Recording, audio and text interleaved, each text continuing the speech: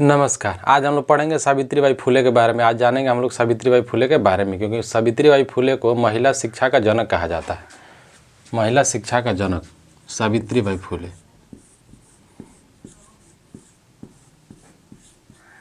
सावित्रीबाई फुले फुले यानी महिला शिक्षा का जनक कहा जाता है। महिला शिक्षा, महिला शिक्षा का जनक। इनका विवाह हुआ था ज्योतिबा फुले से, यानी ज्योतिबा फुले की वाइफ थी, यानी ज्योतिबा फुले से इनका विवाह हुआ था। और इनका विवाह भी बहुत कम उम्र में हो गया था। ये उस समय जब इनका विवाह हुआ था 11 साल की थी। सबसे पहले हम लोग देखते हैं इनका जन्म कब हुआ था। तो इनका जन्म हुआ था 3 मई को, 3 जनवरी को। 3 जनवरी को इनका जन्म होता है। जनवरी 3 जनवरी 1831 को इनका जन्म हुआ था।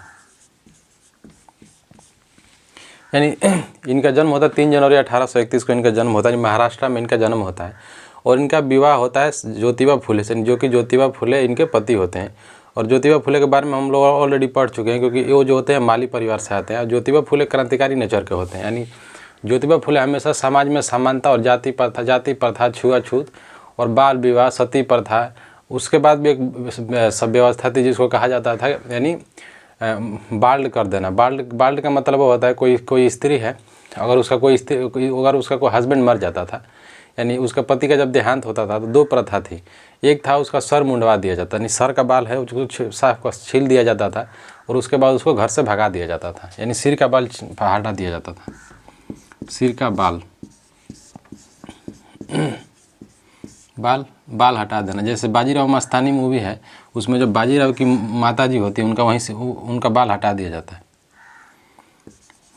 हटाना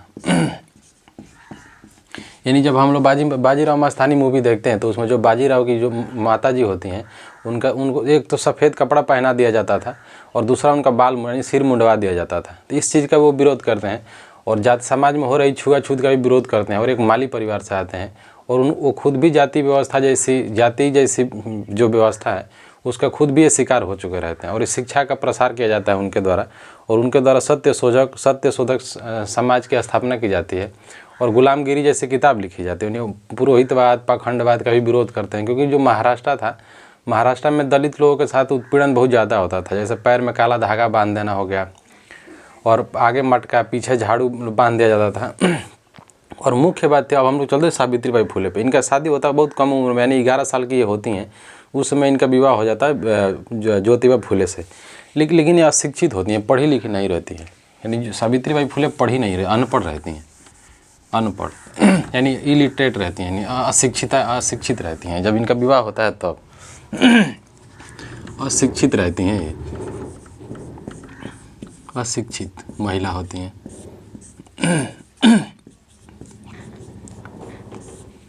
यानी ये पढ़ी लिखी नहीं रहती हैं जब इनका विवाह होता है। उसका 2 रीज़न होता है। रीज़न नंबर ये होता है, पहले की जो व्यवस्था चली आ रही थी, यानी जब हम लोग गुलाम थे, जब संविधान नहीं बना था, तो हम लोग की जो भारत का जो कानूनी व्यवस्था, कानून की एक किताब थी जिसको कहा जाता था मनुस्मृति।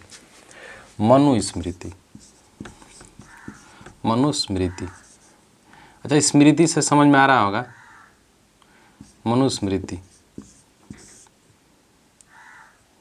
मनुस्मृति का मतलब क्या होता है? मनु, इसका अगर हम लोग छंद विच्छेद करेंगे तो इसका मनु का मतलब होता है मनु एक व्यक्ति का नाम हो जाएगा।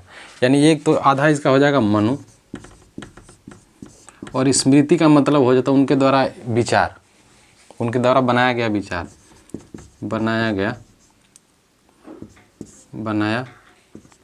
विचार। यानी मनु की जो विचार है, यानी जो इनकी स्मृतियाँ हैं, यानी स्मृति कहा जाता है ना, कि जो दिमाग में जो होता है, जो उनकी मनु स्मृति है, विवेक है।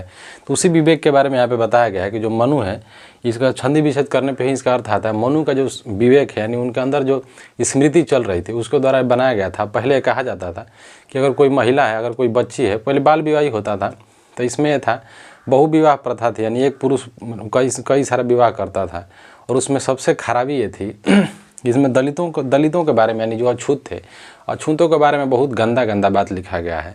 और ऐसा बात लिखा गया पढ़ने पर शर्म आता है। यही कारण होता है जो डॉक्टर अम्बेडकर के द्वारा मनुस्मृति जलाई जाती है, ना कि वेद का विरोध डॉक्टर अम्बेडकर नहीं करते हैं, लेकिन मनुस्मृति का विरोध डॉक्टर अम्बेडकर हमेशा करते हैं, क्योंकि महिलाओं के बारे में और शूद्रों के बारे में यानी अछूतों के बारे में बहुत गलत बात लिखा गया है। अगर वो रामायण सुने, अच्छी बात बोले, तो इसमें लिखा है मनुस्मृति में कि अगर कोई ब्राह्मण किसी शूद्र यानी अछूत का बात सुन लेता है कान में, तो उसको जाकर जल्दी से जल्दी उसको रामायण सुननी चाहिए, अच्छी बातें सुननी चाहिए। अगर वो बोल दे उसका कान में अगर बात आ जाए तो फिर कान में शीशा पिघला के डालने की बात की जाती है।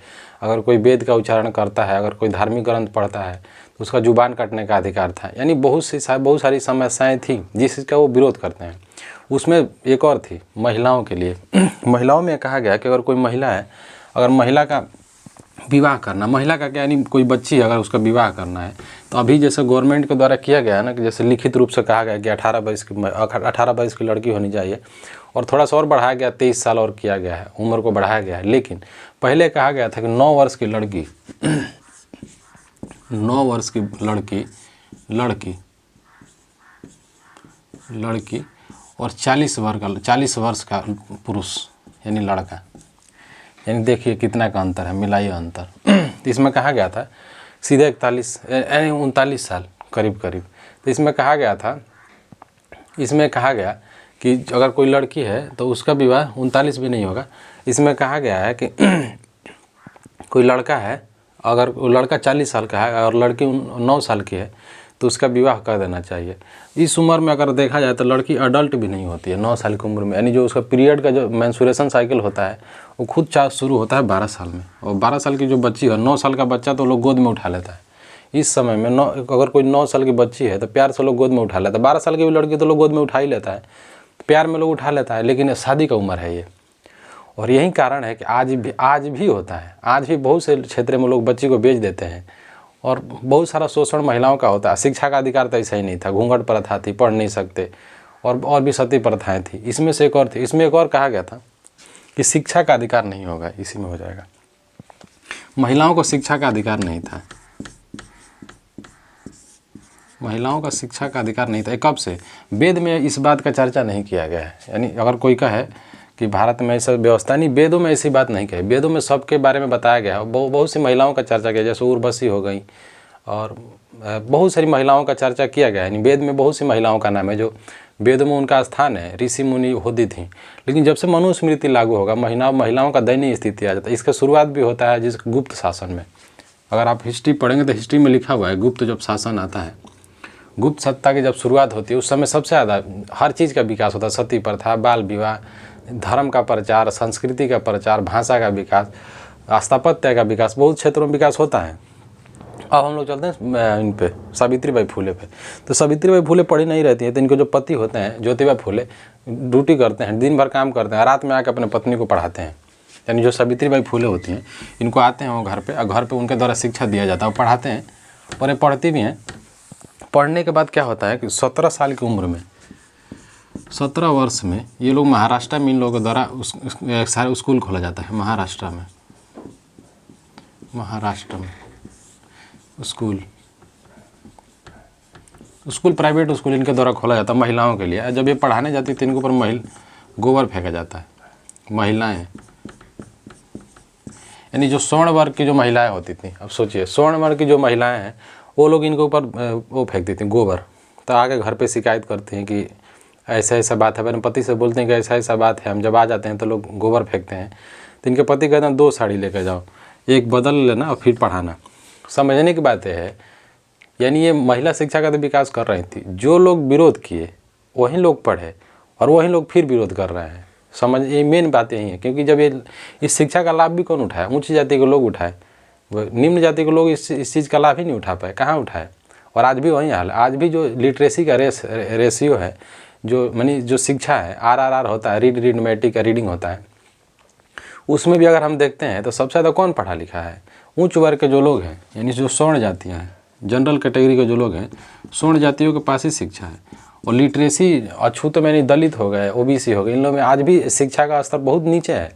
यानी हम लोग साक्षरता में 65-64 स्थान पे आते रहते हैं। फिर इन लोगों का कोई संतान नहीं होता है। सावित्रीबाई फुले का भी कोई संतान नहीं होता है। और फिर इनका मृत्यु हो जाता है 10 मार्च 1897 में इनकी मृत्यु हो जाती है। 10 मार्च 1897 में, बहुत कम उम्र में इन लोगों की मृत्यु भी हो जाती है। और इन लोगों का कोई संतान नहीं रहता है, लोग संतान एक गोद में लिए रहते हैं। फिर ये लोग जब मरने के बाद जो लोग इनके जो अनुयायी होते हैं उन लोगों के द्वारा उन लोगों का पालन पोषण किया जाता है। बाद में ये संस्थाएँ भी बंद ही हो जाती हैं। लेकिन इन लोगों का जो पढ़ाने का स्किल था, ये लोग सरकारी स्कूल जो ब्रिटिश सरकार के द्वारा खोला गया था उनसे भी अच्छा इन लोगों का जो रेशियो था, पढ़ाई का जो स्तर था अच्छा था। बाद में लोग मर गए, फिर धीरे धीरे उसको दबा दिया गया। भारत सरकार के द्वारा भी उस पर कोई एक्शन नहीं लिया गया। आज भी इन लोगों का जो हिस्टोरिकल प्लेस बनाया गया था, इन लोगों को घर से भी बाहर कर दिया गया था, घर से बाहर भगा दिया जाता है। फिर मुस्लिम होते हैं उनको द्वारा इनको शरण दिया जाता है, फिर भी कहाँ होता है। फिर धीरे धीरे इन लोगों का विचार भी मर जाता है। फिर डॉक्टर अम्बेडकर आते हैं, फिर हम लोग कल पढ़ेंगे।